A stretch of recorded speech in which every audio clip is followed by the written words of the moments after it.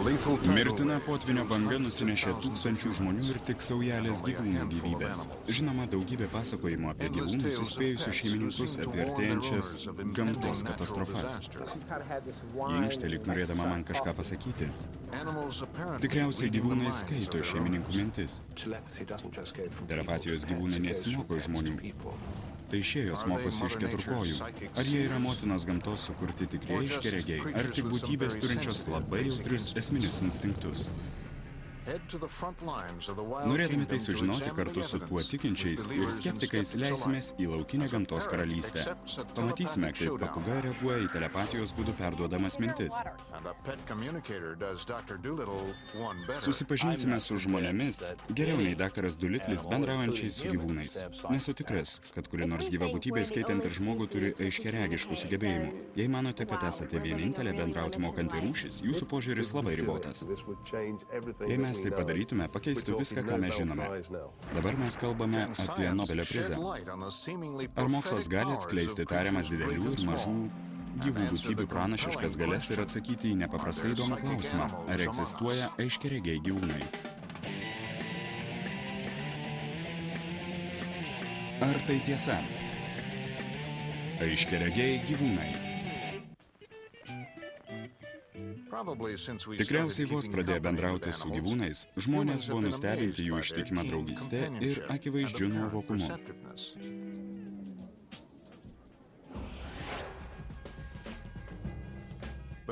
Bet ar gali būti, kad gyvūnai yra ypatingi tuo, ką mes sunkiai suvokiame? Kad pranašai valdo gamtos karalystę ir gyvena mūsų namuose. Aš tikiu, kad tarp gyvūnų yra aiškiaregių. Žmonės tiesiog turi mėginti juos suprasti. Gyvūnai pasižymi tam tikrą nuojautos formą, kuri leidžia nuspėti grėsiančias nelaimės. Turiu 2 šunis, kurie ištisai loja dėl įvairiausių priežasčių. Tai nėra šeštasis pojūtis, tai tik padidintas jautrumas. Taigi neverta manyti, kad čia slypi kokia nors paslaptis. Įsivaizduokite, kad jūsų šuo, katė ar net rubuilė naminė kiaulaitė yra žiniai, kurie gali nuspėti įvairiausius dalykus. Pavyzdžiui, kada paskambins teta Matilda, kada pasirodys picų išvežiotojas, arba praneš apie artėjančią stichinę nelaimę. –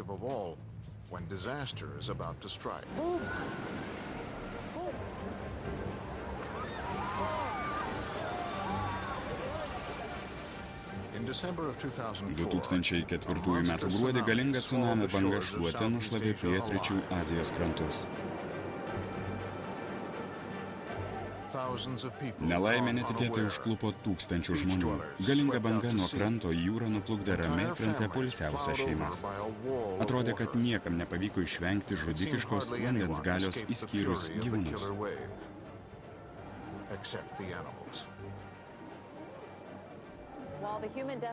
Cunamio katastrofoje žuvusių žmonių vis daugėja, tačiau vienos Pietų Azijos šalies pareigūnai tvirtina, kad nukentėjo labai mažai gyvūnų. Tarp gyvūnų jau kuris laikas tvyrojo pavojaus nuojauta, lyg šeštasis jausmas. Įspėjęs, kad kažkas ne taip. Čia, Khao Lake, žuvo beveik 3000 žmonių, o iš gyvūnų apsaugos tarnybos nėra nei vieno pranešimo apie gyvūnų žūtį. Jie sulaukė kažkokio įspėjimo, arba kažkur įskaitė žinią apie grėsiantį baisų pavojų.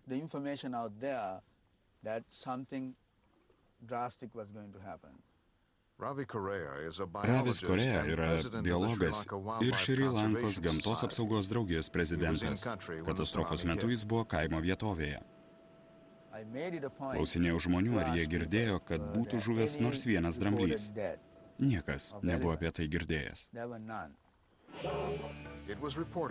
Pasirodė pranešimas, kad prieš kylant bangai drambliai viename Tailando parke nusitraukė grandines ir pasileido į krašto gilumą, tolyn nuo jūros. Mes negalėjome jų sustabdyti. Neginčiamas įrodymas. Gyvūnai žinojo tai, apie ką žmonės nė neįtarė. Ar jų sugebėjimas nujausti nelaimę buvo antgamtiško šeštojo pojūčio rezultatas, ar tik didesnis jautrumas supančiai aplinkai?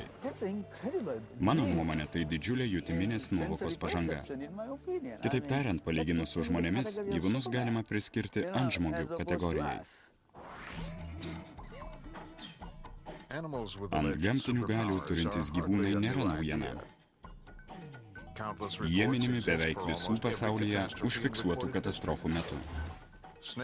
Pasakojama, kad gyvatės, žiurkės ir kiti gyvūnai prieš didžiulį žemės drebėjimą paliko senovės Helicijo miestą. Gausų pasakojimų apie gyvūnus sprunkančius nuo šlaitų prieš kalnų griūtis. Visai neseniai 2004-aisiais, prieš kylant uraganui Čarliui, specialiai pažymėti rykliai iš Floridos įlankos išskubėjo į atvirą jūrą. Akivaizdu, kad gyvūnai turi žmonėms nebūdingų galių. Drambliai savo kojose turi seisminius detektorius ir pajunta labai žemo dažnio garsus. Rykliai turi elektromagnetinius detektorius, kurie leidžia pajusti menkiausius aukos krustelėjimus. O mūsų pūkuotų bičiulių, tarkim, šunų uoslė, yra 100 kartų jautresnė nei žmonių. Katės geriau už mus girdi beveik 4 kartus. Turbūt juokingiausias istorijas pasakoja gyvūnų savininkai, kurių mylimi augintiniai įspėja juos apie artėjančius pavojus. 2001 metų vasario 28. Leisi miestelis netoli Vašingtono. Atrodo, kad Gleno Shepardo kalė Džeidė nujaučia kažką negero. Išgirdau ją lojant. Ji inkštė, tarsi norėdama man kažką pasakyti. Girdėjau, kaip ji vidinėme kieme bėgioja pirmyn ir atgal, todėl pamaniau, kad ji ir vėl alkana.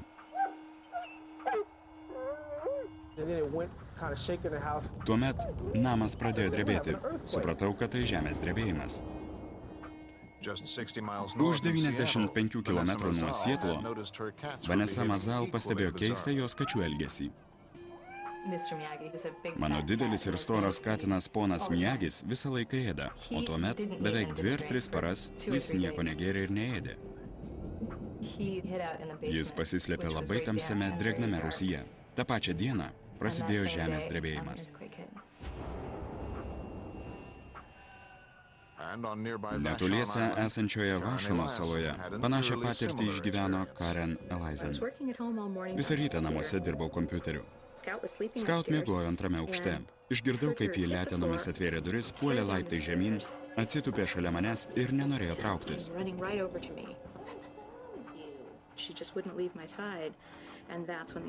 Tada prasidėjo žemės drebėjimas. Niskvalio žemės drebėjimas šiaurės vakarų Vašingtone siekė 6,8 balo pagal Richterio skalę ir išgąsdino ne vienu stipriu smūgiu. Gyvūnų šeimininkams žemės drebėjimo baimę sustiprino jų augintinių reakcijos.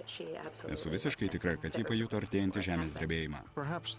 Gali būti, kad šios istorijos yra tik atminties apgaulė, kai dėl sukeltų išgyvenimų žmonės prisimena keistą gyvūnų elgesį prieš nelaimę. Ar įprastą dieną jie pavadintų tokį gyvūnų elgesį keistu? Geologas Jimas Berklandas mano, kad taip. Aš esu pranašas, pranašauju ateitį. Štai jau 30 metų aš kiekvieną dieną ieškau dingusių gyvūnų. Kalifornijos valstijoje Glen Ellen miestelyje gyvenantis Jimas yra pratęs prie žemės drebėjimų. Jis turi keistą teoriją. Vyras teigia galįs nuspėti žemės drebėjimą pagal vietos laikraščių skelbimus. Kai padaugėja skelbimų apie dingusius gyvūnus, Berklandas pranašauja žemės drebėjimą. Jis teigia esantis 75% atvejų teisus. Prieš žymius pasaulyje žemės drebėjimus vietoje 3-4 skelbimų apie dingusias kates pasirodo net 27. Tuo pat metu skelbimų apie dingusius šunis skaičius išaugo nuo 15 iki 57. Žemės drebėjimas prasidėjo po 3 savaičių. Taigi, ar kitą kartą dingus Fido ar Poliai, reikia tikėtis blogų naujienų? Jei taip, tai kaip aiškiaregiai gyvūnai nujaučia? Ar jie apsiginklavę kokiu nors dar mokslo neaptiktų ant gamtinių blogio jutiklių? O gal jie tik reaguoja į dirgiklius, kurių mes nejuntame? Vėliau mes dar sugrįšime prie nepaprastų Jimo Berklando minčių. Paslaptis lyg magnetas. Bet pirmiausia, susipažinsime su aiškiaregiais gyvūnais ir paklausime jų pačių, ar tai antgamtinis reiškinys, ar aistringų gyvūnų mylėtojų pramanas. Daug laiko savo egzotiškų papūgų draugijoje praleidžianti Mišelė tvirtina, kad visos jos augintinės yra pranašės. Kaip ir Rupertas Sheldrake'as, ji tiki, kad apie savo aiškiaregystes jos praneša telepatiškai. Tikiu, kad mano augintinis gali nuspėti ateitį. Jo žino, kada atvyks mano uošviai, įspėja, kad atvažiuoja šiukšlių surinkėjai, o pilkosios jiems padeda. Kartais mano vyras pamiršta išnešti šiukšles. Kai pažadiname paukščius, jie apie tai primena ir Pitas sako, aš turiu išnešti šiukšles. Tačiau skeptikai teigia, kad papūgos pranašesnės už kitus į aiškiaregius pretenduojančius gyvūnus. Galbūt dėl to, kad jos sugeba pamėgdžioti žmonių kalbą. Jei visi papūgų šeimininkai išmokytų jas ištarti žodžius žemės drebėjimas, jos tikrai spėtų apie šią nelaimę. Aš taip manau. Mintis apie telepatinių galių turinčius gyvūnus nėra nauja. Jau 18 amžiuje iš kiemo į kiemą sklido pasakojimai apie aiškiaregius gyvūnus. Londone numylėtinė burtininkė tapo kiaulė, kuri pranašaudavo parinkdama korteles su skaičiais.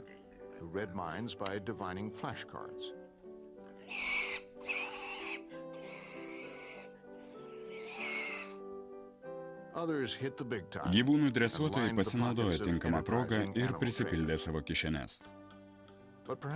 Tikriausiai žymiausias aiškiaregis gyvūnas buvo kumelė vardu Ledi.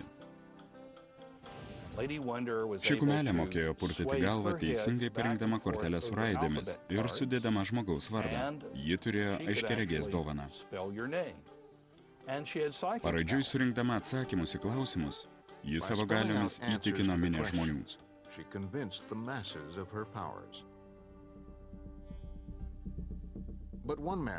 Išskyrus vieną žmogų. Apsiginklavęs žiniomis apie keletą triukų, magas Milburnas Christopheris surengė pasalą. Pasivadinęs Johnu Banksu, jis aplankė kumelę ir jos trenerę. Christopheris paprašė kumelę surinkti jo tikrąją pavardę. Ir kągi jis surinko? Jis surinko pavardę Banksas, o ne Christopheris. Tuo ji įrodė triuką ir žinojimą to, ką žino jos dresuotoja. Gyvulys buvo paprasčiausiai išmokytas reaguoti į tam tikrus ženklus.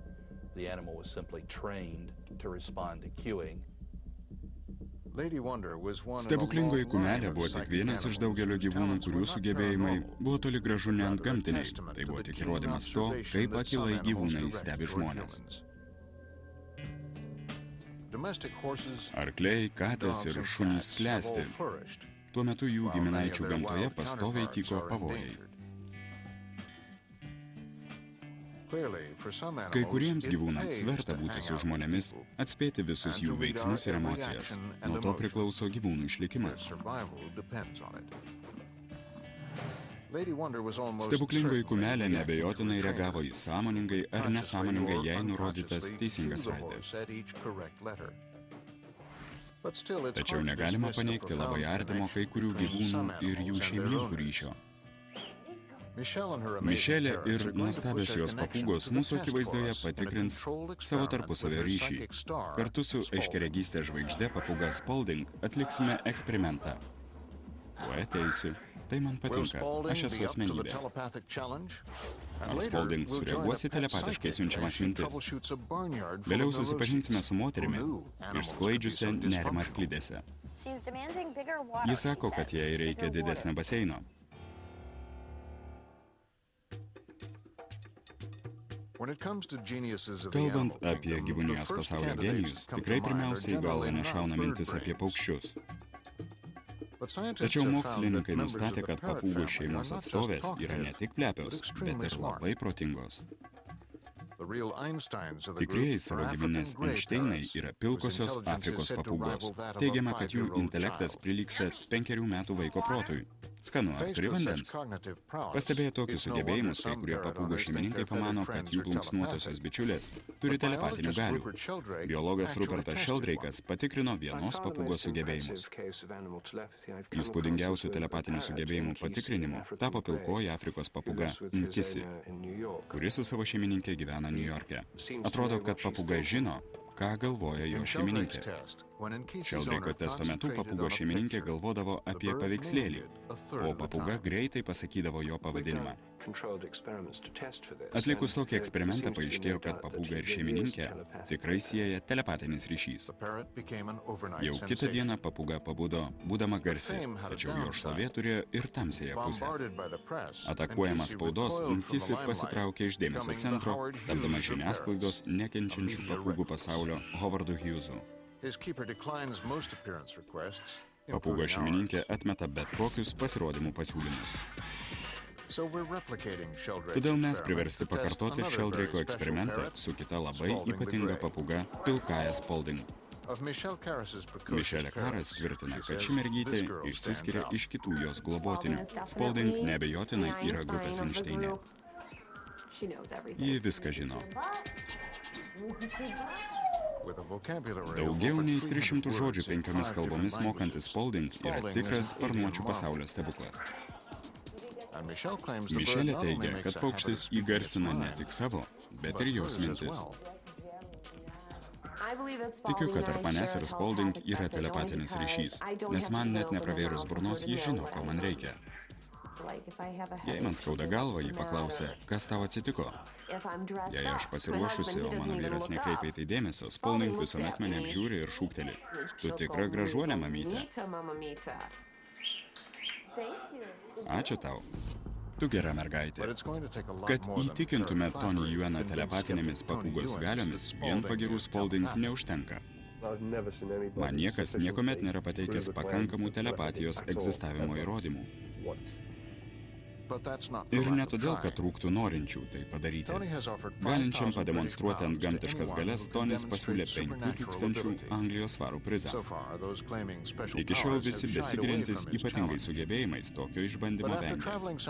Nukeliavęs daugiau nei 6500 kilometrų nuo savo namų Anglijos Riplio mieste, Tonis pagaliau aptiko išbandymui pasirengusį sparnuotą pretendentą.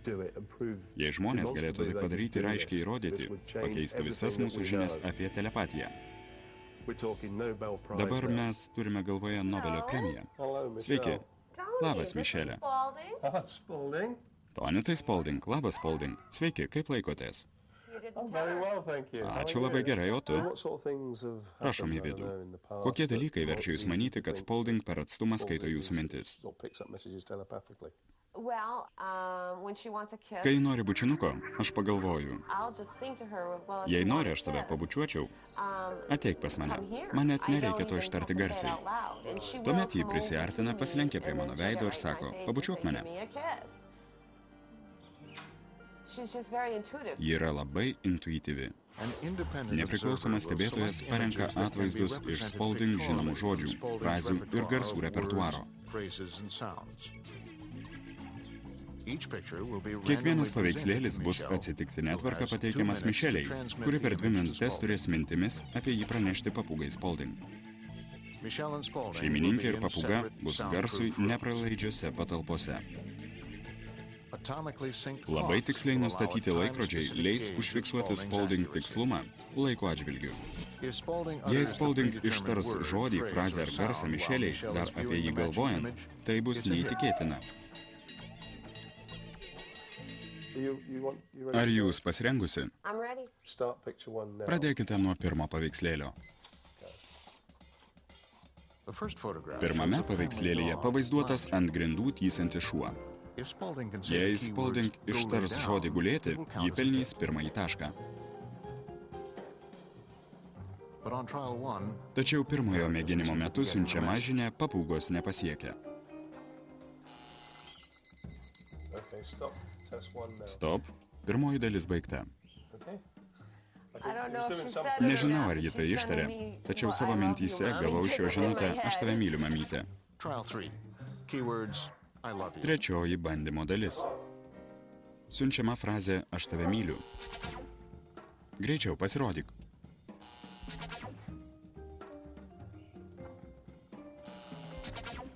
Vyksta 19-oji eksperimento dalis. Spalding pralaimi rezultatu 0:18. Įtampa didėja. Šį kartą reikia atspėti garsą miau.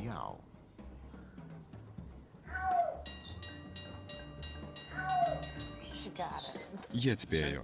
Tikrai? Taip, aš girdėjau. Aš laiminga. Pagaliau sėkmė. Taigi, pagaliau turime tašką, bent jau vieną tašką. Ar Spalding pelnys daugiau taškų? Taip, aš juk sakiau, kad tu ateisiu. Man patinka, aš asmenybė.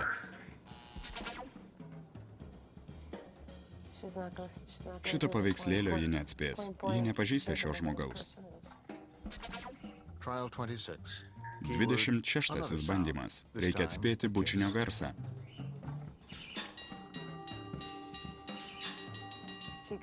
Ji atspėjo. Juk sakiau, kad ji gera mergaitė. Po 30 mėginimo eksperimentas baigtas. Metas sužinoti, kaipgi sekėsi papūgai. Finalinis rezultatas – 2 teisingi atsakymai iš 30. Tai maždaug 7% visos užduoties. Jie atsakė į keletą klausimų, todėl aš ją didžiuojuosi. Net jei ji nebūtų įveikusi nė vienos užduoties. Mišeliai aiškiai patiko jos augintinės pasirodymas. Tačiau Toniui ne. Tiek pat taškų buvo galima pelnyti dėl paprasčiausio atsitiktinumo. Rezultatas 2 iš 30. Man tikrai neįrodo telepatinių paukščio galių. Gali būti, kad mintise jos meiliai šnekučiavosi, tačiau mes to nė nepajutome. Ji jautė, kad tas testas jai per menkas. Jis buvo sudarytas iš jai žinomų žodžių, o prieš jums atvykstant jis stengiasi išmokti daug naujų. Mano logiškas paaiškinimas yra tai, kad paukštis paprasčiausiai nereagavo į siunčiamas mintis. Jis neįtarė, kad jos jam siunčiamos ir nekreipė jokio dėmesio. Galima ginčytis, kad Spalding rezultatai tokie prasti todėl, kad ji neturi tokių galių kaip Sheldrake'o patikrintoji papūga Nkisi. Sheldrake'o eksperimente mane trikdo tai, kad paukščiui neatsakiusi klausimą, tai tiesiog nebuvo pažymėta. Neatsakytus klausimus Sheldrake'as tiesiog ignoravo. Jei Nkisi neatspėdavo retai vartotų žodžių, Sheldrake'as to taip pat neužfiksuodavo. Taip automatiškai gaunami klaidingi rezultatai. Nebuvo jokios priežasties neužfiksuoti neatsakytų klausimų. Juos reikėjo taip pat registruoti kaip ir teisingus atsakymus. Jei Spalding rezultatus įvertintume taip, kaip darė Sheldrake'as, jos rezultatas padidėtų iki 29%. Pagal Sheldrake'o eksperimento rezultatus abiejų paukščių telepatiniai sugebėjimai labai įspūdingi. Spalding norėtų pakartoti eksperimentą. Paliksime šią porelę šnekučiuotis tarpusavyje, tik jiems vieniems žinoma kalba ir keliausime pas profesionalus, kurie teigia, kad telepatiškai bendraujantys ne tik su savo, bet ir su visais gyvūnais. Pastaruoju metu aiškiaregiai atkreipia visuomenės dėmesį pasisakymai spaudoje. Kodėl kyla toks sambrūzdis? Susitiksime su aiškiaregė, išsklaidžiusią nerimą ir klydesį ir išklausysime skeptiko pateiktą analizę.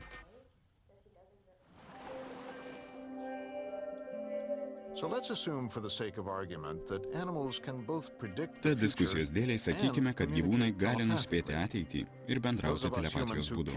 Jie, kurie nemoka kalbėti su gyvūnais, gali čia nedalyvauti. Įžengsime į profesionalų, kitaip vadinamų gyvūnų mediumais erdvę. Šiuo metu jie labai populiarūs ir yra pasirengę atskleisti jūsų Lafio ar Fido emocinės problemas. Žinoma, ne už dyką. Galvokite apie tai, kaip apie nepaprastą konsultaciją pas šeimos psichiatrą.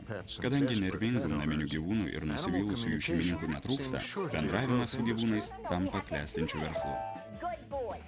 Geras berniukas. Ar tai tiesa? Ar tik dar vienas žmonių sumanytas triukas? Aiškiaregių požiūriu tai idealus scenarijus. Juk šuo atsigręžęs nesuamsės. Ne, aš visai ne tai norėjau pasakyti. Sveiki atvykę į nuostabų daktaro Dulitlio pasaulį. Ar aš galiu išmokti kalbėti su gyvūnais? Nežinau tam trukdančių priežasčių. Kai geri gyvūnai tampa pikti, liūdni arba pradeda bjauriai elgtis, saulėtosios Floridos gyventojai skambina savo vietiniai daktarai Doolittle, Debbie McGilvery. Gyvūnai tikrai skaito mūsų mintis. Klystate, jei manote, kad galite ką nors nuo jų nuslėpti. Su kokiais gyvūnais kalbėsime šiandien? Su buivalu? Puiku. Už $45 per valandą Debbie gali per atstumą pabendrauti su bet kokiu gyvūnu.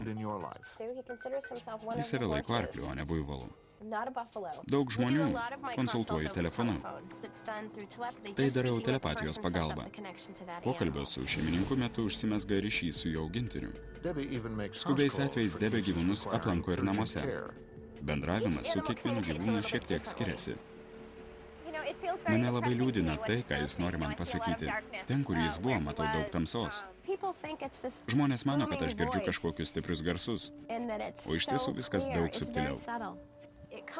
Aš matau vaizdus. Uždavusi gyvūnui klausimą, jo atsakymą gaunu panašų į filmą. Debė tvirtina, kad be vaizdų jie pasiekia atsakymus sustiprinantys žodžiai bei pojūčiai. Jis sako, kad jai reikia didesnio vandens telkinio, didesnio telkinio. Turinti didžiulę patirtį populiarios knygos apie bendravimą su gyvūnais autorė Debė yra labai populiari specialistė, tačiau kažkada ji taip pat buvo skeptikė. Aš to netikėjau ir norėjau rasti apčiuopiamų įrodymų. Pirmoji mane įtikinusi mintis buvo bendravimas su ožiu Tyleriu.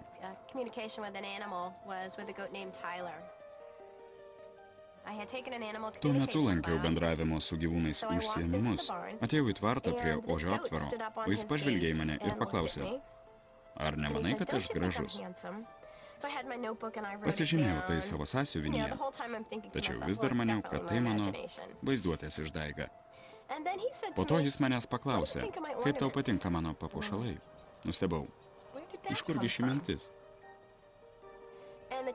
Mano mokytoja nusijuokė ir paaiškino, kad tvarto prižiūrėtojai papuošalais vadina ožio ragus. Man tai buvo neįtikėtinas telepatinio bendravimo patvirtinimas. Mes galime bendrauti su bet kuo, kas tik tai skleidžia energiją. Jei mano namus užplūstas skruzdėlės, perspėjęs, kad netrukus turės išsikraustyti. Prieš pjaudama žolę stengiuosi įspėti ten tūnančius graužikus ar gyvates, kad jiems metas sprukti. Deja, jie ne visuomet manęs klauso. Sally Clark reikalinga skubi gyvūnų psichologo konsultacija. Žirgas jos neklauso ir moteriai reikia skubaus specialisto patarimo. Paskambinau Debei, nes nebežinojau, kaip elgtis su korona. Aš neseniai nukritau nuo šio žirgo ir nesupratau, kodėl tai atsitiko. I came off her and I don't really understand what happened or why it happened. Man pasisekė, kad nesusižeidžiau, tačiau suvokiau, kad turiu geriau suprasti, kas dedasi šio gyvūno galvoje. Labas, Sally. Sveika, Debė. Malonu susipažinti. Sally paprašė Debės patarimo. Sally, kodėl tu mane čia išsikvietei? Korona mano, kad ji mūsų santykiuose viršesnė. Aišku, palaukite akimirką.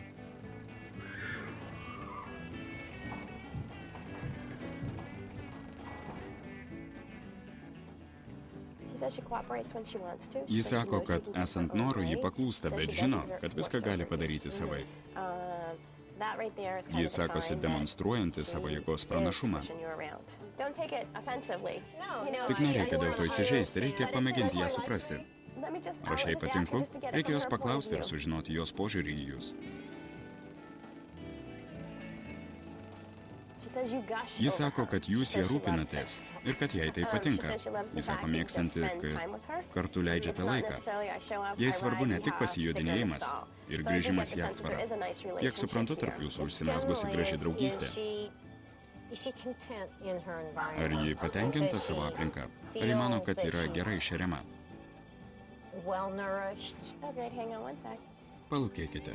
Klausiu, ką ji jaučia savo aplinkai. Jis sako, viskas gerai, tik norėčiau daugiau žolės. Gerai, manau, kad nebus sunku išpildyti šį jos norą. Štai ir dar viena laiminga Debės klientė. Tai nuostabu. Aš tikiu bendravimu su gyvūnais. Manau, kad beveik viskas, ką ji pasakė, yra tiesa. Tačiau ten, ką vieni supranta kaip nepaprastas telepatinės galias, kiti suvokia kaip paprasčiausia psichologija. Tai Brianas Farha, Oklahomos universiteto psichoterapeutas. Jo specialybė ant gamtinių reiškinių tyrimas. Jo užduotis – sugriauti mitą apie ištėregius, bendraujančius su gyvūnais. Tie žmonės turi visą arsenalą priemonių padedančių įtikinti jų telepatiniais sugebėjimais. Skeptikai teigia, kad tos priemonės labai subtilios, tačiau lengvai pastebimos, kai žinai, ko ieškoti. Peržiūrėkime filmuotą medžiagą nusiteikę kritiškiau ir pamėginkime įžvelgti profesinius triukus. Jis sakosi prieš jūs demonstruojantį savo jėgos pranašumą. Ji duoda suprasti, kad mėgina jums komanduoti. Supratote? Juk mes jau žinojome, kad kumelė sunkiai suvaldoma. Ji vėl ir vėl kartoja jau žinomą tiesą, kuri priverčia žirgo šeimininkę ir žiūrovus patikėti jos telepatinėmis galiomis. Tai pranašystė pagrįsta jau turimomis žiniomis. Gyvūnų medimai dažnai apkaltinami tokių tiesų pateikimu. Egzistuoja ir kitokia taktika. Ji sako, kad jie rūpinatės ir kad tai jai patinka. Kokie šilti ir paguodžianti žodžiai. Argi ne visi norime, kad mumis rūpintųsi?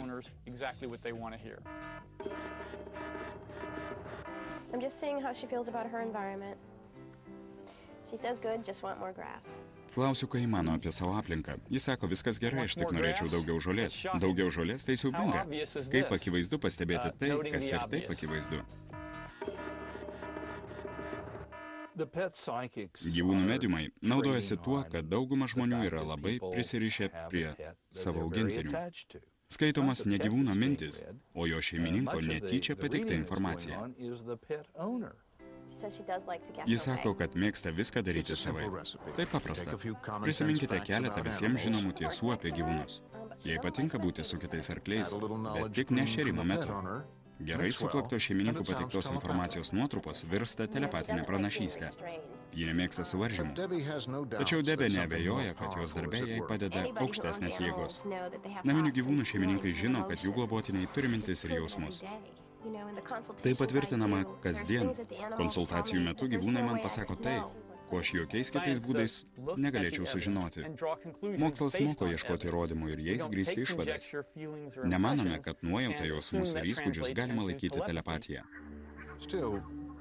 Tačiau kaip paaiškinti gyvūnų sugebėjimą nujausti artėjančias nelaimės? Netrukus susipažinsime su mokslininku, kuris teigia žiną stebėtiną fenomeną, kurį galima pavadinti išankstinę gamtos įspėjimo sistemą. Savo teiginį jis išbandys švelnių milžinų pagalba, kurių giminaičiams pavyko išvengti cunamio katastrofos.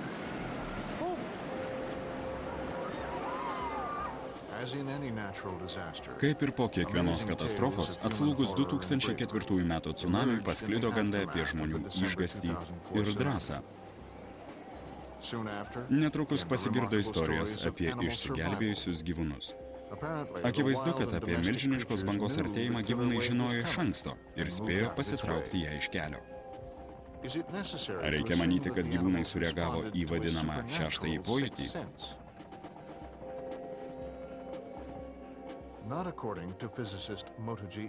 Fizikas Motoji Ikeja tai neigia. Gyvenant žemės drebėjimų krečiamoje Japonijoje, būtina įsiklausyti į motinos gamtos perspėjimus. Įkyri mintis mokslininką pradėjo persekioti po 1995 metų Koubei žemės drebėjimo. Žuvo tūkstančiai žmonių, o miestai patyrė milijardų dolerių žalą. Tačiau Ikeja dėmesį patraukė gyvūnų elgesys prieš žemės drebėjimą. Prieš Koubei žemės drebėjimą savo sode pastebėjau daugybę sliekų iš raustų urvelių. Pamaniau, kad tai keista. Tuo metu apie tai pernelyg nesusimąsčiau. Vėliau sužinojau apie seną tiesą. Jei sliekai žiemą išlenda į dirvos paviršių, lauk žemės drebėjimo.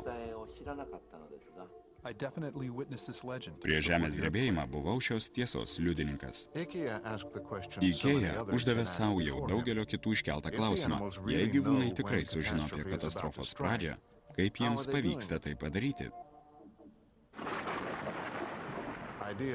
Atsakymų nestinga. Gal jie užuodžia po žemę prieš drebėjimą judančių uolienų išskiriamas dujas? Gal jie jaučia žmogaus ausiai per žemus vibracijos dažnius, vadinamus infragarsu, kurį sukelia žemės judėjimas arba bangos artėjimas į krantą.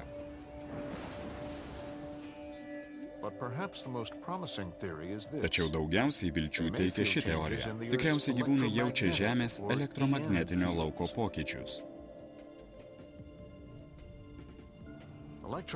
Šis laukas nematomas, tačiau yra visur. Manoma, kad tokios aplinkos suirutės kaip cunamiai ir žemės drebėjimai sukelia elektromagnetinio Žemės lauko pokyčius. Daktaras Ikėja mano, kad gyvūnai gali jausti tokius pokyčius. Taigi, jis rengiasi susitikti su aiškiaregystė įtariamais pranašais. Jis turi pagalbininką. Tai įrenginys vadinamas Van de Graaffo generatoriumi. Pirmą kartą 1930-aisiais juo buvo išgauta aukšta įtampa branduoliniuose tyrimuose. Dabar šis metodas plačiai taikomas daugelyje mokslo ir medicinos sričių. Du metaliniuose rutuliuose esantys skridiniai įkrauna guminį diržą, kuriame sukuriama statinė elektra. Rutuliams priartėjus vienam prie kito įvyksta elektromagnetinė iškrova. Po Kobe žemės drebėjimo Ikėja ištyrė daugiau nei 30 rūšių žvynuotų ir kailinių gyvūnų. Visi jie artėjant nelaimiai elgiasi neįprastai.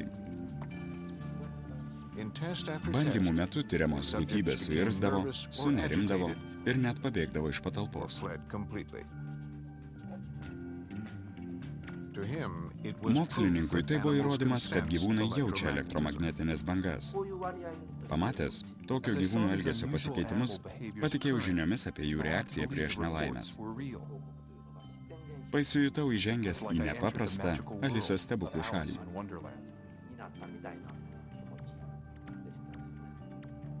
Na, o dabar metas Alisai kartu su keletu didžiulių palydovų leistis į triušio olą.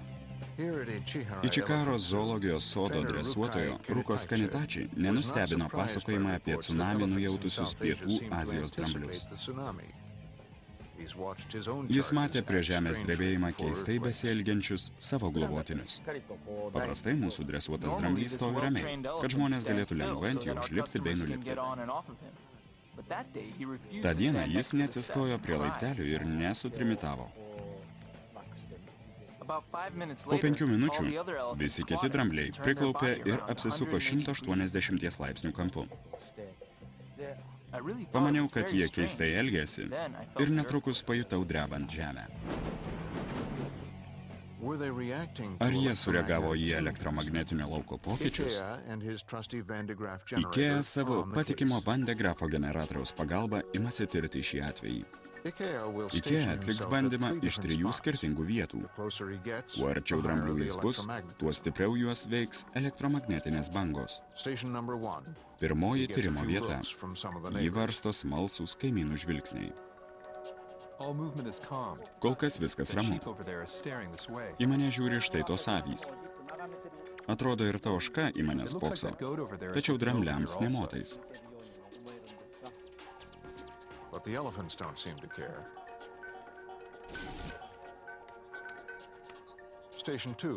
Antroji bandymo vieta. Drambliai stabteli, apsižvalgo ir vėl nebekreipia dėmesio.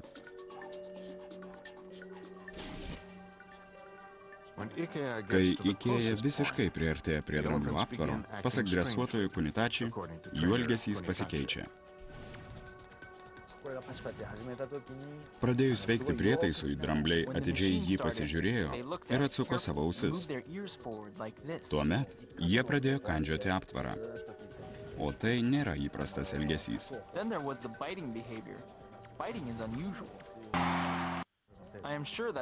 Esu tikras, kad šį elgesį sukėlė šis prietaisas.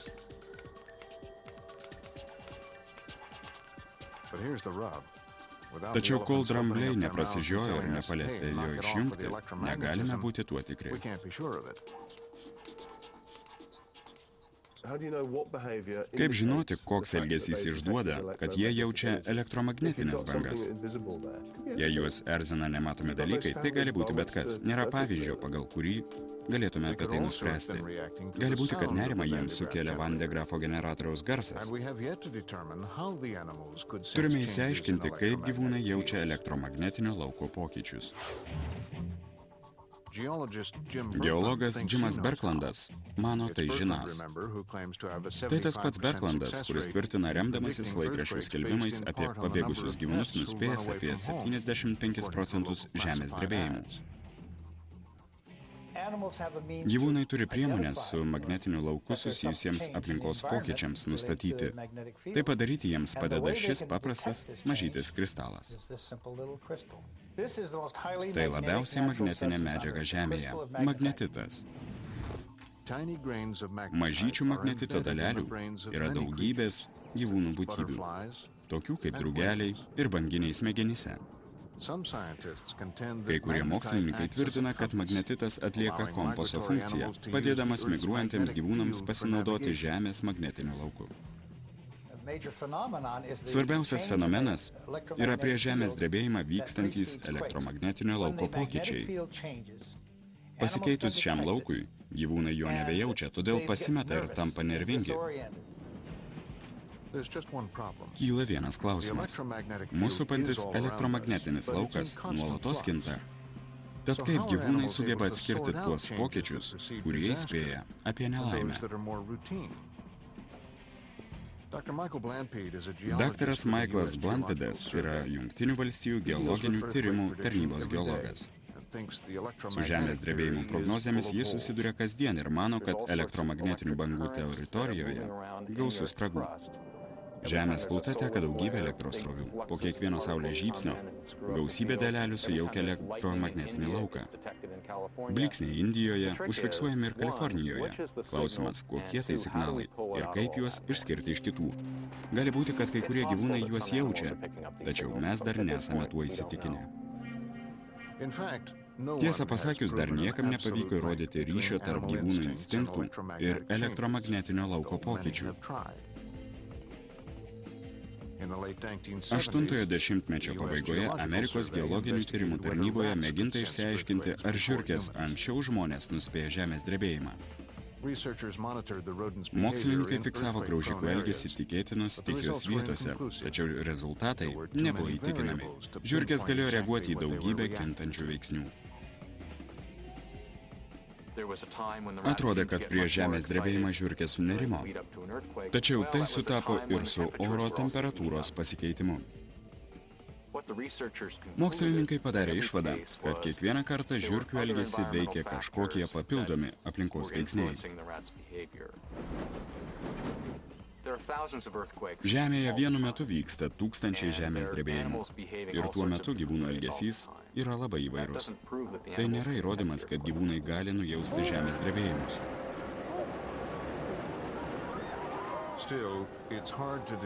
Vis dėlto sunku paneigti, kad 2004 m. gruodžio 24 dieną prie Pietų Azijos krantų artėjant cunamiui vyko įsimintini dalykai.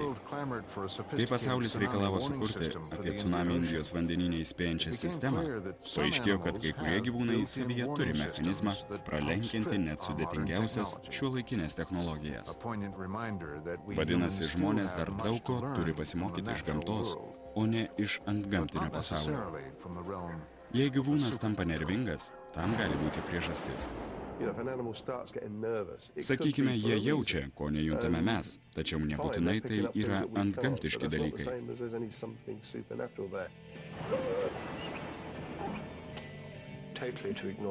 Mano nuomonė, visiškai neigti gyvūnus būtų nemoksliška, o kategoriška.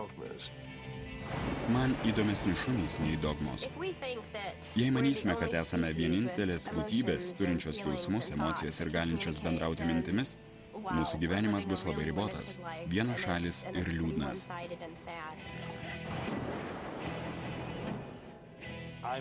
Nesu tikras, kad kuri nors gyva būtybė, įskaitant ir žmogų, turi aiškiaregiškų sugebėjimų. Tai puikia mintis, tačiau sveikas protas sako, kad tai yra tik idėja.